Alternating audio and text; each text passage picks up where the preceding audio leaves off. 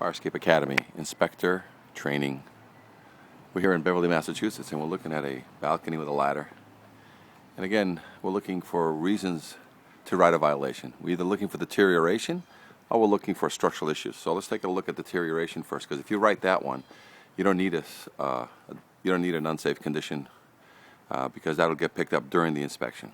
So right now, the easiest one to write a violation on paint is there more rust than paint or more paint than rust? So if we look at this fire escape and we look up, it's all black. It's pretty good. It's got a little bit of spots of rust, so I can't write a violation on this thing that's based on deterioration, meaning that it needs a paint job, because with a spot paint, this thing will pass.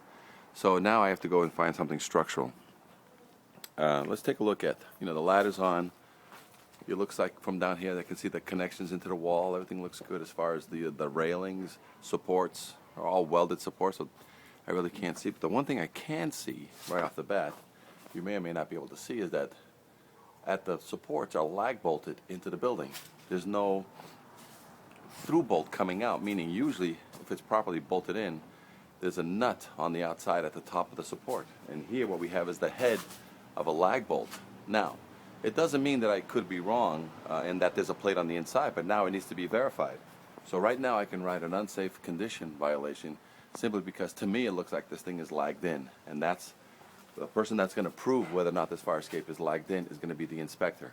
They're going to drill a small hole on the inside and verify that there's a plate and a nut on the inside. If there isn't, then this fire escape needs one of two things. It needs to be through bolted, which means, doing some damage on the inside of the wall, inside the building, putting a plate, putting a through bolt to the outside. Or if there's rooms there, the kitchens, bathrooms, and they really don't want to put that plate on the inside, it's more cost than anything else, then all they need to really do is put legs to the ground. As soon as you put a leg on the nose of every one of these supports to the ground or create a T-bar to the ground, then you don't need to through bolt it back into the building. So the answer here is very simple.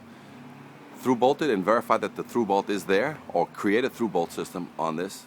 Otherwise, you can put legs on the ground at the nose of each one of these supports to the ground.